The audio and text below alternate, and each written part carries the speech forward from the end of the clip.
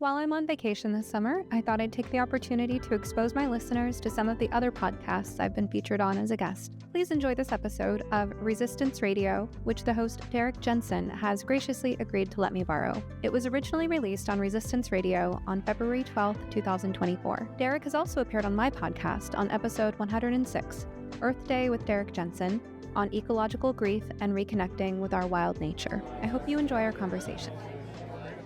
You must be some kind of therapist.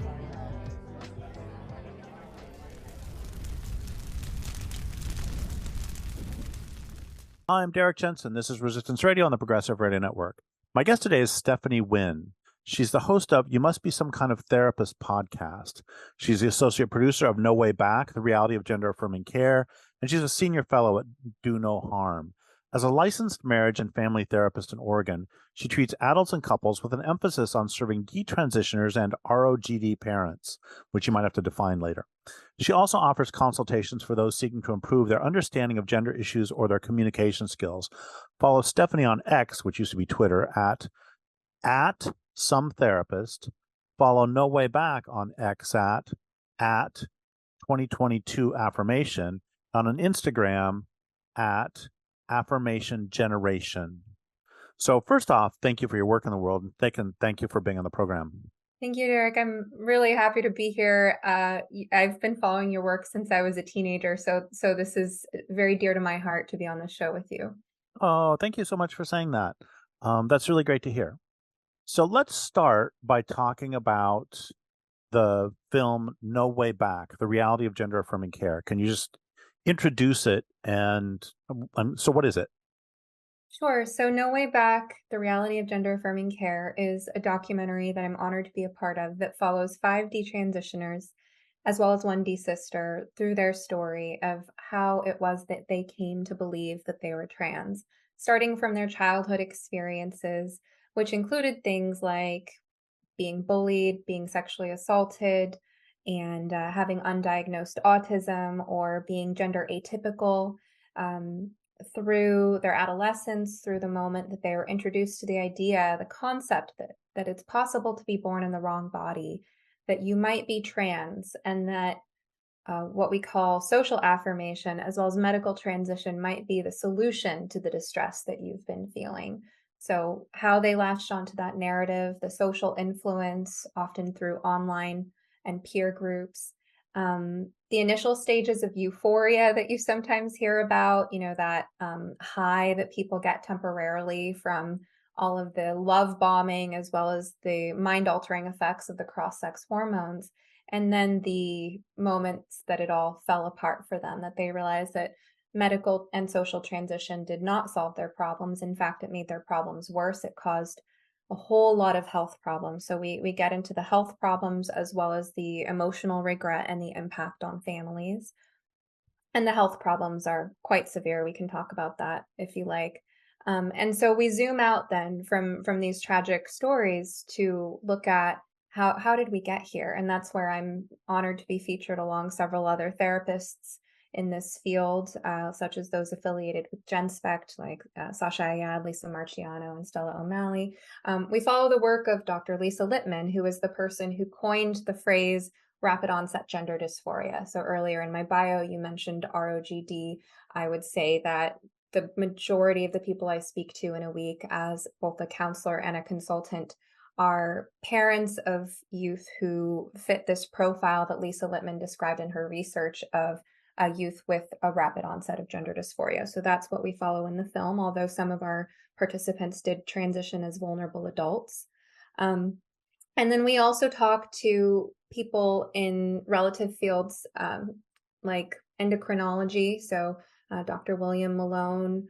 We talk to pediatrician Dr. Julia Mason, who's been active in revealing the attempt to suppress the discord in the community of pediatricians. We talked to investigative journalist Jennifer Black, who follows the money and looks at where this is coming from, and suicidologist Michael Bailey. So a lot of great voices. And this film was designed with a lot of compassion and wisdom, and really sort of with the goal that if there's one thing that you do to try to understand the gender crisis, if you can dedicate an hour and a half, you can watch this film and learn as much as possible. So I'm wondering, and I'm sorry if this is too basic, but I'm wondering if you can define a few terms in case people don't know what they are. Mm-hmm. Just I'm going to throw out, I think, 4 or 5 terms if I can remember them all: detransitioner, desister, gender dysphoria. Oh, there was 2 more, but I don't remember them right now. So can you? Oh, and gender crisis. So so any one or more of those that you would like to define, Yeah. that would be great.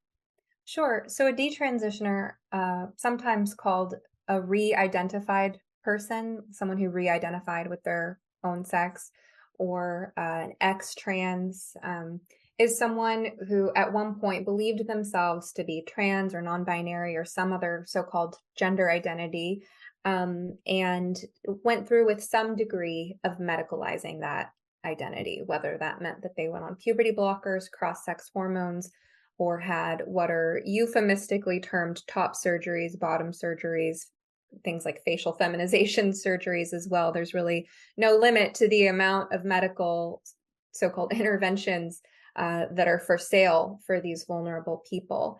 Whereas a desister is someone who I maybe thought they were trans or non-binary, or who struggled with gender dysphoria, but has since desisted without having gone through medicalization. And there's something I want to add to this too, which is that there's actually a missing term.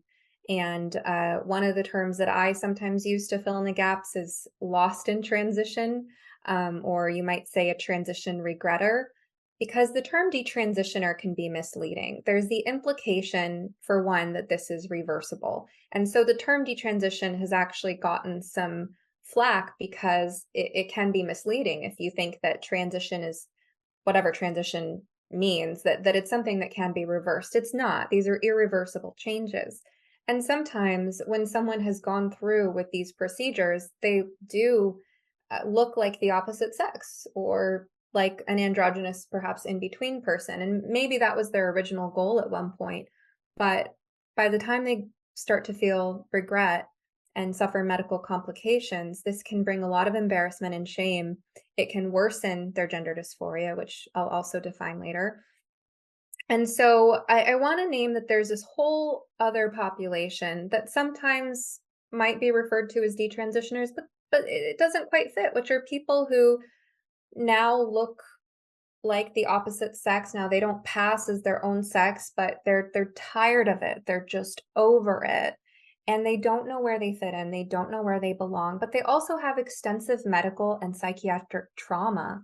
And also they might be broke or disabled. So for them, the next thing isn't to go through with yet more surgeries and procedures to try to look like their own sex again. So, I've met women that look like men, and they're over it, and they don't want to keep poisoning themselves with these deleterious cross-sex hormones, but they have to find a way to live and accept themselves as, a female with a receding hairline, facial hair, a deeper voice, a flat chest, redistributed body fat, the whole works. So that's sort of my definition of the terms detransitioner and desister, and also this other population that I think we really need to prepare ourselves for as a society, who may or may not ever call themselves detransitioners. Now, gender dysphoria is what this is all based on. Gender dysphoria is the clinical diagnostic term that's used in the most recent edition of the Diagnostic and Statistical Manual of Mental Disorders, which is the DSM-5. It was published in 2013, which coincidentally also happens to be the year that I graduated from grad school.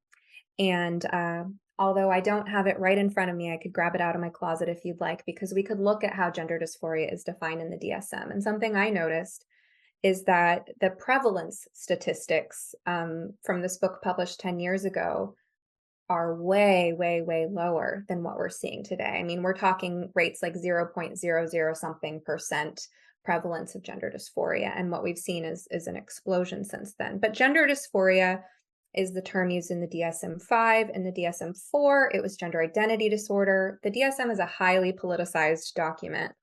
But it's basically any psychiatric diagnosis is basically just a cluster of symptoms. And in order to meet criteria for that diagnosis, you have to have so many of those symptoms, and it has to have lasted for so long. So for gender dysphoria, the length of time one has to have it is 6 months, which is nothing in the grand scheme of things if you're considering making lifelong changes. And the symptoms, the criteria that one has to meet are basically that you don't like stereotypes, either that you feel uncomfortable with your body, that you feel uncomfortable with the sex stereotypes that are assigned to your class, or that you prefer the clothes or toys or occupations or mannerisms typically associated with the opposite sex. And so it's really bizarre that this is a psychiatric diagnosis at all, and that it's the only psychiatric diagnosis used to justify such radical medical interventions, although the justification for that is not at all clear in the DSM, for what that's worth. And then finally, so go ahead. No, go ahead, please. Well, gender crisis is just a term that I use, and probably many other people use as well. Some people say gender wars, culture wars, gender ideology, and things like that. But I choose the term crisis maybe because I am psychologically minded, and that's the work I do is crisis work half the time. And I think that this is a crisis. It's a crisis that young people are feeling so hopeless and cynical and naive and desperate that they are plunging headfirst into decisions that set them up for a lifetime of dependency on the medical system. And it really coincides with the psychiatric crisis as well, because these young people are unwell. Something I forgot to mention earlier is that gender dysphoria is really it's just one way of conceptualizing distress. And there's a lot of psychiatric comorbidities that it tends to be wrapped up in. One main disagreement that I have with the so-called affirming people in my field is that they rest a lot of their actions on this faulty assumption that gender dysphoria, when mixed with other problems, which it always is the underlying cause, right? That if they have depression, anxiety, PTSD, ADHD, OCD, whatever it is, that stems from their gender dysphoria. And so if you affirm them, if you transition them, if you go through with these permanent changes, that will somehow resolve their other distress. So I think about it the other way around. I think the distress comes first. The distress can have a number of sources. It can have to do with family dynamics. It can have to do with having neurodivergent conditions. It can have to do with grappling with one's sexuality. Oftentimes, people with gender dysphoria have a history of sexual assault, or they've been exposed to pornography that has traumatized them, especially girls, that has traumatized them about what it means to be a girl or a woman. That there's all these underlying causes, and then gender or the sex of their body or a particular body part or a particular feature becomes the scapegoat and the target in a way that's very similar to obsessive compulsive disorder, where they get kind of narrowly focused on, let's say, the breasts as the target, right? And then once they go through and remove the breasts, and it shifts. Now it's that my hips are too curvy or my voice is too high. So I think of gender dysphoria more as like the tip of the iceberg and the scapegoat. But unfortunately, my colleagues have lost their minds. And so there are a lot of people who think that if a young person is globally not doing well, that it must be because they're born in the wrong body, and that if you fix that somehow the other things will get better. Well, thank you for all that. And gosh, there's so many directions to go. And one of them that I'm thinking is something that Judith Herman said to me about trauma, about how she was talking about the difference between PTSD and complex PTSD, and how with PTSD, that's often a one-time event, and complex PTSD is if you're raised in captivity or if you're like raised in a domestic violence situation. And one of the examples that she used for PTSD, she said, if a woman is raped, this example she used, if a woman is raped in a certain make and model of car, that make and model of car might trigger, that used to be a word we could use all the time, but I'm kind of tired of it now. But this was a good use of it, that make and model of car might might take her back to that circumstance. And so it seems to me that if we have a connection between trauma and gender dysphoria, that, I mean, if a certain make and model of car can make you feel bad, certainly if the sexual assault had to do with a body part, that's even more that one should recognize the relationship between PTSD and that response, as opposed to saying that means you're born in the wrong body. Sorry if I'm just rambling on this, and anything No, you want to say about that is absolutely. fine. I mean, what it reminds me of, and forgive me, whoever's listening, if you remember where I'm remembering this from, because I can't remember where I'm remembering this from, but I am remembering a story of a detransitioner, I don't recall who, waking up from having a bilateral mastectomy, thinking he'll never be able to touch me there again. And that was the beginning of realizing that this was all rooted in trauma. It's unfortunately very common, and there are so many girls being exposed to such sexualized content at a young age that not all of them have to have been personally, physically, sexually assaulted to have been traumatized about what it means to be a woman. And for some of them, knowing that a friend was sexually assaulted, for some of them, just the culture of the boys around them who have been exposed to this porn and the way boys treat them. I've heard multiple stories of girls, on their first date or their first kiss or their first sexual encounter, a boy choking them because that's what porn has conditioned him to think that girls want. I mean, we live in a really broken society when it comes to sexual relationships. Well, I personally know two people who have told me directly, two women who've told me directly that they gained tremendous amounts of weight specifically because they wanted to stop being constantly uh, groped or harassed by men. And I would think that it kind of horrifies me that at this stage of having read pornography and that pornography and silence having been published and all sorts of stuff about and for crying out loud, Susan Sontag's on photography. It's for a long time we've understood the effects of beauty standards on women and how that helps to cause women to hate their bodies. I don't. It seems like we're going a long ways out of our way to avoid looking at the real problems with a lot of this stuff. And there's a double standard in the mental health field because the same people who are promoting transition will pounce on you if you say something they consider fat phobic or body shaming or, you name it. So there's this real double standard with, we don't treat anorexia that way, right? I mean, it's a common gender critical refrain that anyone in the gender critical community has heard this argument. But for those who haven't, if a teenage girl comes in hating the fat on her body, but not hating particularly the sexualized parts of her body, if she doesn't make it about her gender, if she doesn't bring up pronouns, then the therapist is not expected to affirm that, right? So thank you for that. And I'm really intrigued by one of the things you said in your very first discussion of the film, which was when you talked about yourself, you talked about those of us and I'm sorry that I'm completely misquoting you. So please correct me, but basically looking at the deeper issues behind all of this. And, you've talked about those some. I'm wondering if you can talk about those more. And then there's one more thing I want to bring up. So I'm going two directions here. I'm sorry for that. Well, no, my work, I'm not sorry for that because that's what I do.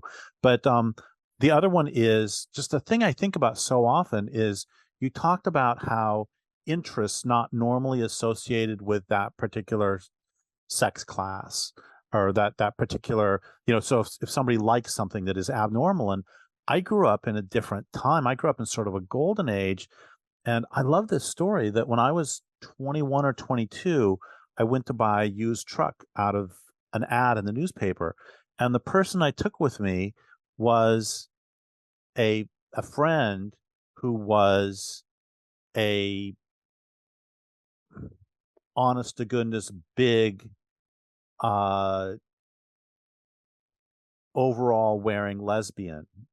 And she and her girlfriend came with me. And the guy, I'm buying a pickup, for God's sake, from some redneck. And he didn't think twice about the fact that the person who was looking at the engine for me to make sure it was a good truck was this overall wearing lesbian. This was, nobody was thinking she's a man because she likes cars. I mean, again, and she was the person I chose to go with me because she knew engines better than anybody I knew. And how far back we have gone. I want to say one more thing, and then you can go anywhere you want with any of this, which is I was recently interviewing a couple of the women from LGB Alliance, and one of them was saying that she believes that we are living in the most misogynist and lesbian hating time of her life. And she was around in the 50s. So anyway, you can either take any of that you want or take none of it and go whatever direction you want. Well, I do agree that it feels like movement backwards. And as I've been trying to understand this phenomenon, and, because a big part of the work I do now is consulting. I don't just provide therapy for, individuals and families in Oregon, but I've pretty much opened up. If someone wants to pick my brain about this issue, they're welcome to, because there are desperate parents all over the country just trying to understand what is going on with their children. And so I talk to parents and families around the country and just try to come up with whatever insight I can to help them understand what's going on with their loved ones. And I also help people on their communication skills, because that's the one thing that you can control. You can't control other people. As I've been trying to understand this, working with people who have, let's say, a trans identified male, guy who calls himself a trans woman, something I've kind of tapped into here is that there's something about this that gives men permission to believe in stereotypes that they're not allowed to believe in anywhere else in our culture. So there's like this hidden underbelly, like you say, of misogyny, that rears its ugly head in this way, where men who maybe grew up in a similar environment to you or I, fairly progressive, society with a good amount of gender equality relative to other times and cultures, men who were expected to treat women with respect in various environments, and who could never stereotype women in their dating life or in their professional life. But when they start identifying as trans women, then all the ugly stereotypes they hold about women are able to come out and rear their ugly heads, and they're able to just kind of flaunt it without being challenged by anyone except, those of us in the gender critical community. But I do want to say something about this, this discussion of how gender atypical people are being targeted by this, which is that it has expanded over the last 10 years. And I've witnessed this as a therapist, because I've been a therapist for 10 years. So I remember, just watching that exponential growth curve grow of young people identifying as trans. And it started off as more the gender atypical kids, girls especially. But so like by gender atypical, you're meaning like the woman who came with me to get the truck, the tomboys. Yeah, the ones who would grow up to be lesbian, the butch tomboys and all of that. But I want to say now there are girly girls getting swept up into this too. And there are gender typical boys getting swept up into this too. And so for many of the girly girls, they were actually, demonstrating very sort of typical behaviors for their sex right up until whatever that crisis point hit at 12 or 14 or 18, where they go through this brief, intense period of spending a lot of time online or around certain peers, and then declaring themselves to be trans. And it's a really dramatic overnight shift.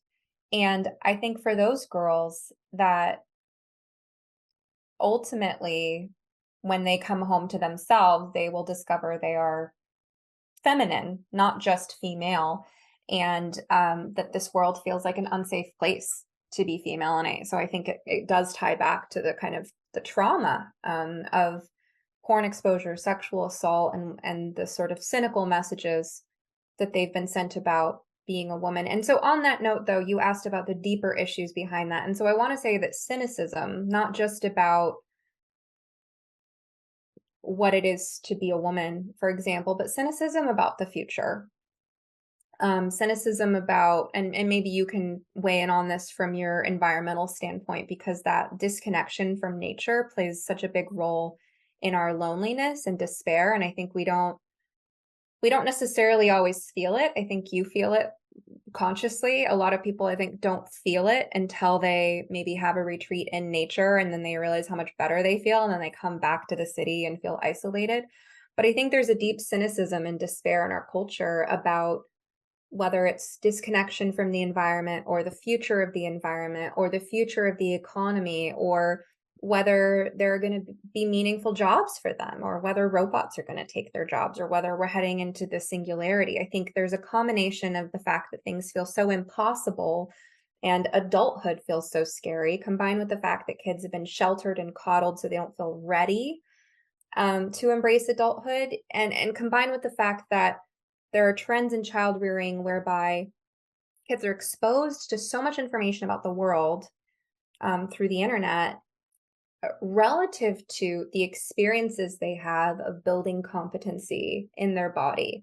And I will contrast these young people these days with a young woman I remember meeting maybe about 10 years ago. No, more than that, 15 years ago, something like that. I assisted a woman I knew leading a rites of passage retreat for some teen girls. And we went to this beautiful place in Mount Shasta, California, Headwaters Outdoor School, which I'd love to return there someday. Very cool place to do this retreat. And I remember meeting like a 15-year-old girl who spent her whole summer at the outdoor school, and she'd been going there for many years. She'd been like a problem child, in air quotes, and had a lot of behavioral issues. And then her parents found this place, and then it became like this thing that she loved to do every summer. She had a great relationship with staff. And I remember the confidence and competence and fearlessness and skillfulness of this girl was so impressive to me. And here's someone who's not spending any time online. She's spending all of her time outside, working with her hands, building things, learning skills, helping other people in community, just so much closer to that sort of ancestral way of living. So contrast that with today's youth, who don't have a lot of responsibilities, don't have a lot of physical ways of contributing to and interacting with the world and environment, and so don't feel like they're making a difference in tangible ways. So they don't have that strength built up. And yet, mentally, they're bombarded with information about all the problems in the world, combined with social justice culture and narratives, which can be very cynical and despairing and black and white. So just the mind-body disconnect is greater than ever. And of course, young people are despairing because they don't have the lived experience in their physical bodies of being able to actually change things in some small way that makes a difference in their environment. So then it makes sense when you have this mind-body disconnect and the cynicism and despair that you would end up choosing, for one thing, a convenient target, which is your own body as a scapegoat, and taking it out on yourself, and then choosing an impossible goal. Changing sex is an impossible goal. No matter what you do to try to make yourself look more like the opposite sex, every cell of your body is either XX or XY, unless you're one of the rare individuals with a chromosomal abnormality, which is a different subject. But they've chosen these impossible goals, and I think for many it's part of kind of a Peter Pan syndrome, like that if you make becoming trans the focus, then you can kind of somehow avoid or delay all the other responsibilities and burdens of growing up, and maybe that in some strange way is comforting compared to just the great wide unknown of trying to figure out who you are and how you can make a difference in this crazy world.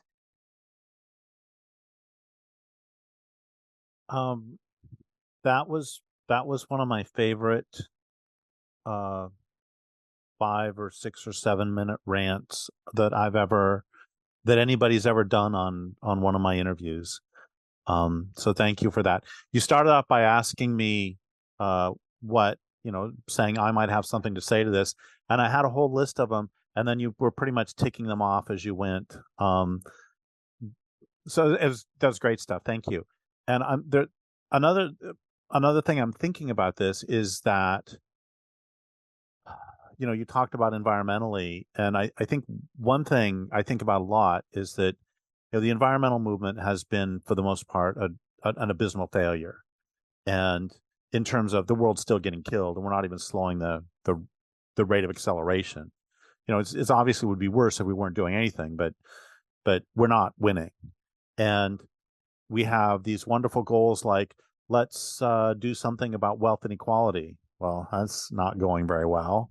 And because of peak oil and other things, real wages have been declining since 1973. So, the American dream is sort of, even, I think you and I would agree that there are problems with the American dream, ecological and social problems with them. But even that, it is commonly accepted that people today don't have the hopes for a better future that their parents and grandparents had. And combine that with some of the parenting style stuff you said. Anyway, the point is that on these bigger scales, what I'm trying to get at is that at one point the left was really about trying to stop, or supposedly we think was about trying to stop wealth inequality. And that hasn't really worked. And then I always think about this great line by Erich Fromm. He changed Descartes' "I think, therefore I am" to "I affect, therefore I am." And if the left has been completely ineffective on environmental, wealth inequality, the unions are, we don't really have a labor movement like we used to. And if all of those things have sort of collapsed, what do you have left? And what you have left is personal purity, and then also exactly what you're talking about, And then you combine this with the whole a connection I've never made until just you were saying it, is, the sort of, at one point, I've been railing for years about how the left has become about personal purity and about, whether I consume or not. We've defined ourselves as consumers as opposed to citizens who can have a wider range of resistance than just a consumer who can either consume or not. And I take responsibility because I consume toilet paper. I'm therefore as culpable as a CEO of Weyerhaeuser. It's all this crazy stuff. But you've taken it a step further with, it's not only my fault as a person, it's my body's fault. It's like moving even deeper into this. So again, you can take this anywhere you want or nowhere. It's just, I'm just sort of riffing off what you just said, which I just loved.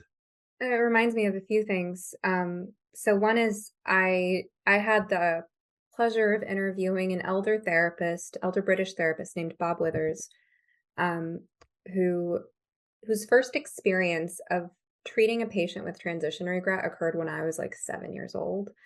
So we have known for a long time, by the way, and that is something we should say more often. We've actually known for a long time that changing sex does not make you happier and healthier. And it's been known in the drag queen community, the gay underground. It's been known for a long time that going through with these procedures, especially, for a man, like having your genitals chopped off greatly increases the risk of suicide. We know that. And what a surprise. So that episode, I know, right? That episode, I called it "The Scapegoated Body, Transition, Regret, and Psychotherapy."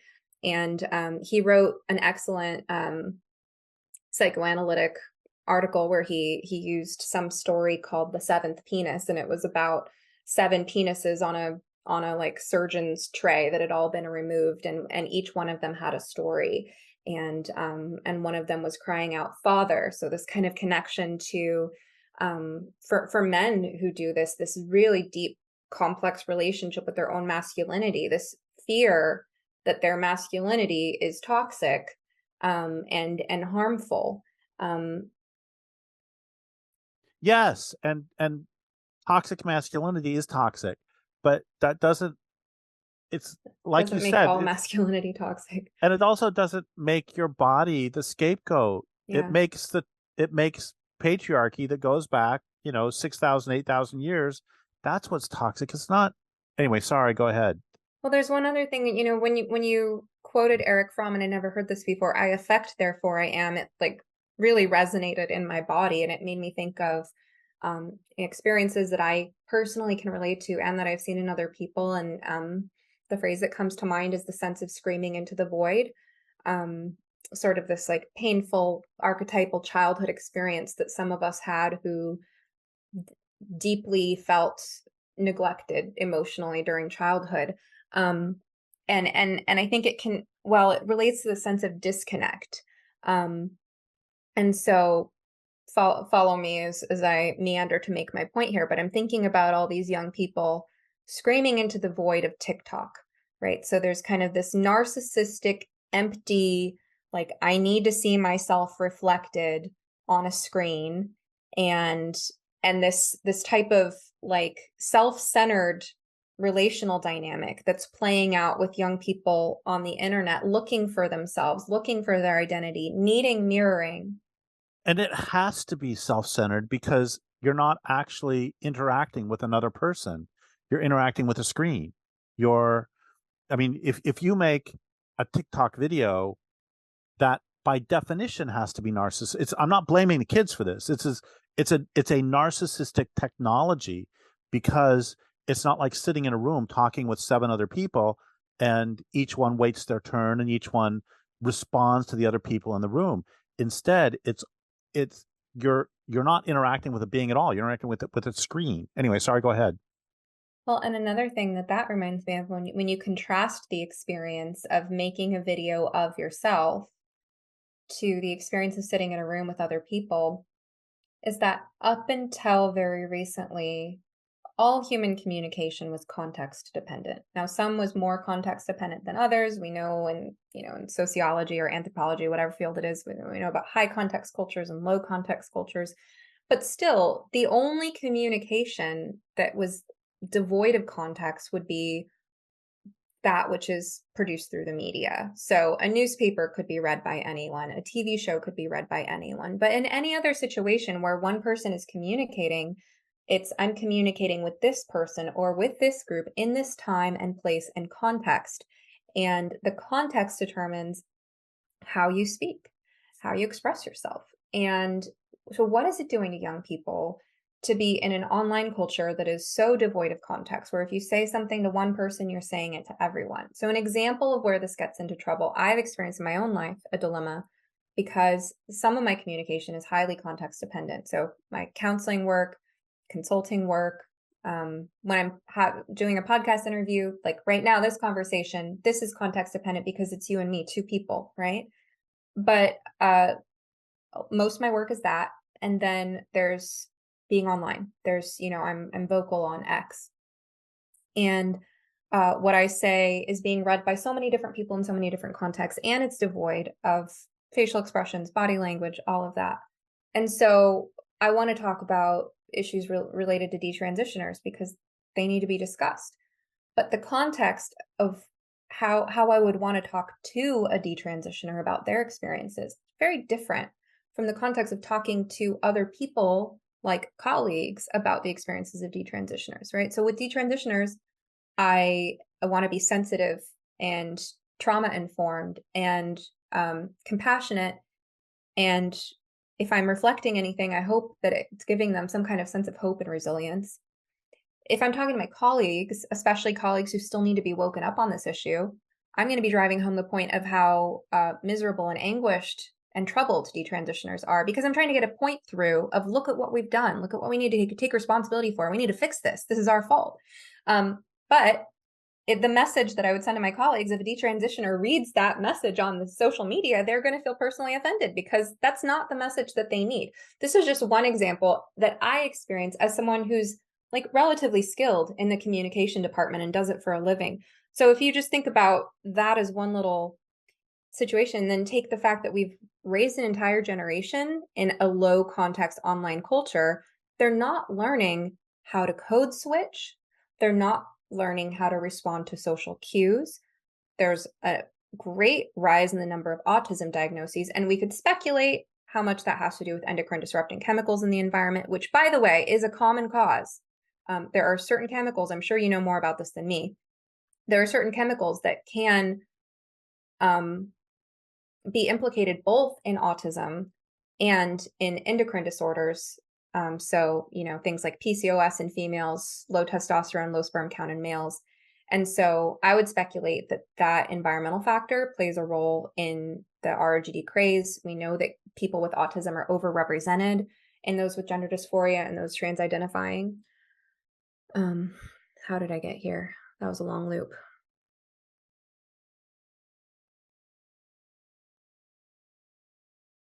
Lost my train of thought.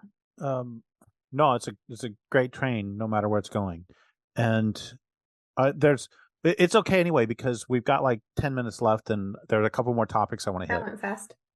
Yeah, it did. I would like to do it again if you don't mind. I'd love to. And one thing that horrifies me. So the two big topics that I want to still cover. One is do no harm, and the other is the silencing of all dissenting voices on this issue. And first, the do no harm. This is one of the things that absolutely horrifies me, is that, part of the Hippocratic Oath is do no harm. And I would think, I don't know if therapists have an oath, but if there is, it should include that as well. And if we just stick with medical for a moment, I cannot tell you, words cannot express how horrified I am at the notion of anyone removing healthy body parts. And I got tears in my eyes when you said the thing about the 7 penises. There's a story about that. That is, we only get one life that we know of, and we only have one body. And I have had unhealthy body parts removed, and they're gone forever. And I cannot imagine anyway. So that, talk about do no harm or regret or whatever you want to talk about with that first. Well, this might sound unrelated, but there's kind of this common misunderstanding that you have to be stupid to fall prey to a cult. And it's not true. There are people with very high IQs who fall into cults all the time. I've met them. I've been them. And for God's sake, Nazi Germany, it's like there were a lot of very intelligent people joined the Nazi party. Yeah. And I mean, I think part of it is this mind-body disconnect, so when it comes to doing no harm, I mean, people have asked me about this before, like how is this possible that people are removing body parts? And it's like you have to get into their heads and understand that there are people who have a worldview that makes it all make sense to them. And they feel just as strongly about this, that they're on the right side of history with this as we feel. And it's rooted in this profound mind-body disconnect, which, by the way, interesting fact I learned on the Parents with Inconvenient Truths About Trans blog, pit.substack.com, in one of their articles that was written by someone with a medical background, that trans-identified people actually have less activity in the regions of the brain associated with mind-body connectivity. And that's no surprise, right? And so, so of course I'm thinking holistically, well, then let's teach them yoga, right? Like, let's do something, let's get them outside working with their hands. Obviously that's the solution.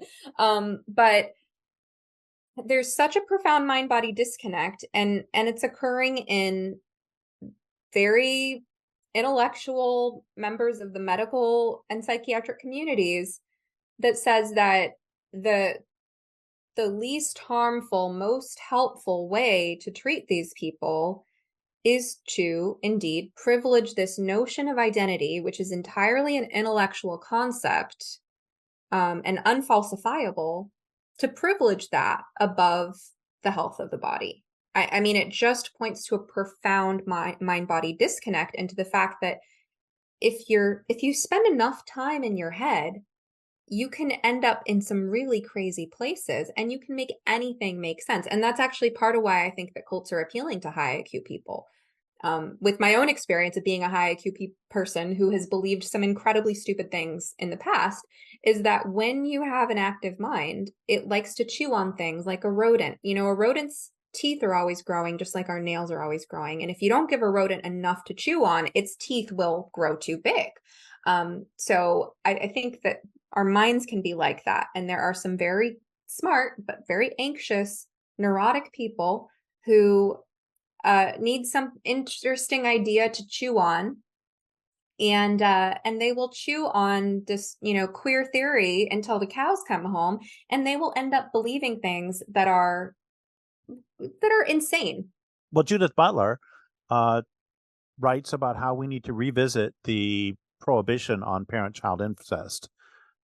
And that's, this is not me making this up. This is her. And that's gone down a very, very bad road. Did you hear about Osama bin Laden is like the latest TikTok trend now? Like the wokies are all like fans of bin Laden all of a sudden. No. Yeah, that's. No. I just heard about it today. I guess it was in the free press. Why? Do you know? Can you do like a 2-sentence thing on how this? I didn't even read the article. I just woke up this morning and my fiance was like, so I guess the woke people are into bin Laden now. So I want to be really clear. I'm going to say a line here, and I want to be very clear that I am talking about academics. I am not talking about really anybody else. But R.D. Laing, the psychiatrist, had this great line about how, children are wonderful when they're born. They're fine. They're not broken yet. But through our abuse, we shall attempt to turn them into imbeciles like ourselves with high IQs if possible. And I think about that with a lot of, the people who can rationalize, a lot of bright green technologies, a lot of it's just weird academic stuff that we see. There is this, they've got a high IQ, but it's like you say, they've been a rodent who's chewing on this thing, and they've lost all touch with physical reality. And also, I just want to say, I want to add to this that I kind of blame, I'm making a joke here, but I kind of blame Aristotle for this, because he had the great chain of being, which is where you have disembodied God at the top, and then you have angels, and then humans, and then you have animals who, in his mind, didn't really have minds. And then you keep going, and it's the farther down you go to soil, you get no mind whatsoever, and you get sort of complete corruption. You have perfection is only mind, and non-perfection, the opposite, is pure body. And so there's that mind-body split. And I'm really not blaming Aristotle, because he was just articulating something that is very central to patriarchy, which is that we privilege the mind, which is this separate thing, and then the body is this corrupt, horrible thing that eventually betrays us because we die, as opposed to it's a wonderful unity that, anyway, I'm now I'm rambling. Mm-hmm. So thank you for that about the do no harm. And I agree that they are just as convinced as we are. And then can you talk about the open arms with which your analysis and say the example of the analysis of No Way Back has been received, that I'm sure that there have been absolutely no attempts to silence the film at all. So we a great thing happened, which is that through working with our distributor, Deplorable Films, AMC Theaters was going to show our film this summer in something like 100-odd locations around the country. And I thought that was a very good sign of progress. And of course, activists shut it down. I mean, that's pretty predictable, right? And that's all they know how to do, is just scream really loudly. And something we could talk about another time is like the personality disorder connection here, because the trans ideology and really goes hand in hand with a culture that's cultivating traits that we used to discourage in psychology. I mean, not discourage, but we used to view them as things that you want to help people grow out of, and that therapy is meant to treat. So yeah, I mean, silencing is the only tactic they have. They're not able to come to the table and say, well, I see why you're concerned, and here's why we disagree, and here's why we think that our point makes more sense. And that's part of where my field has completely lost the plot, and the medical field has completely lost the plot, because once upon a time, there was an ethos. And I think this ethos still exists in bits and pieces, but certainly not here on this topic. There's an ethos that in a professional field of any kind, disagreement is healthy, and that if a colleague with, a respectable background challenges your expertise on a matter, or challenges your conclusions that you've drawn, or your ideas about what to do, that you welcome any reasonable challenges as ways to make your argument stronger, right? So you say, oh, I see that you're pointing out holes in my logic. I'm so glad that you asked that question. Let me actually point to a study that responds to that, or here's how we're addressing that, or good point. We'll think about that, right? That used to be the ethos. And when it comes to the gender stuff, that's just been thrown completely out the window. There is no healthy professional disagreement. There's just silencing, name calling. And so, of course, yeah, they got the theaters to shut it down. But I'm happy to say that, one good thing that happened is on Detrans Awareness Day, local groups of people organized in various places. I got something like 60, 70 people together here in Portland, rented a venue, and it was all completely word of mouth. So we didn't have any protesters showing up or anything like that. I know of friends in Washington and California who also organized local groups, and a lot of people have been sharing the film online. So I want to thank you for being part of that, and let people know where they can watch the film if they're interested, which is at nowaybackfilm.com. And you can use my promo code SOMETherapist for 20% off. So my last question for today is, can you tell people, you've just told them how to watch the film, can you tell them how to find out more about your work in general?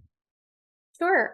So right now my main website is at sometherapist.com. So that's the website for my blog, podcast, bookshop, my reading recommendations, all that kind of stuff. My therapy website is under construction.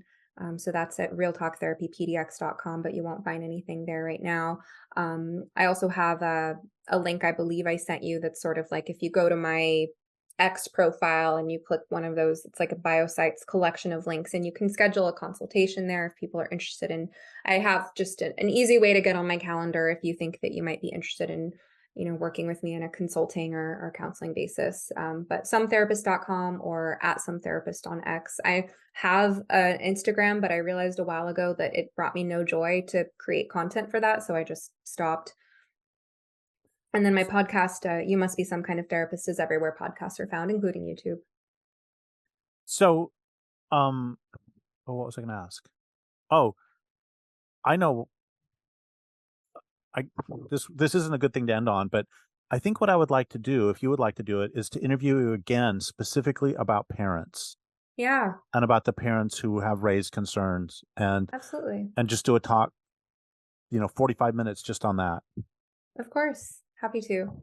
Okay, so give us your last words on this. Give us 20 seconds of how people can reconnect to their bodies, or whatever it is you want to talk about. Isn't that just the stupidest thing ever? 20 seconds on how you reconnect to your body? Go outside. Go for a walk. Yeah. Or maybe just start by remembering that you actually have a body. Well, in any case, thank you so much for this, and thank you for your work in the world. And I would like to thank listeners for listening. My guest today has been Stephanie Wynn. This is Derrick Jensen for Resistance Radio on the Progressive Radio Network.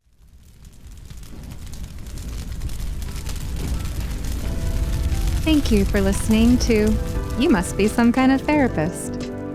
If you enjoyed this episode, kindly take a moment to rate, review, share, or comment on it using your platform of choice. And of course, please remember, podcasts are not therapy, and I'm not your therapist. Special thanks to Joey Pecoraro for this awesome theme song, Half Awake, and to Pods by Nick for production. For help navigating the impact of the gender craze on your family, be sure to check out my program for parents, ROGD Repair. Any resource you heard mentioned on this show, plus how to get in touch with me, can all be found in the notes and links below. Rain or shine, I hope you will step outside to breathe the air today. In the words of Max Ehrmann, with all its sham, drudgery, and broken dreams, it is still a beautiful world.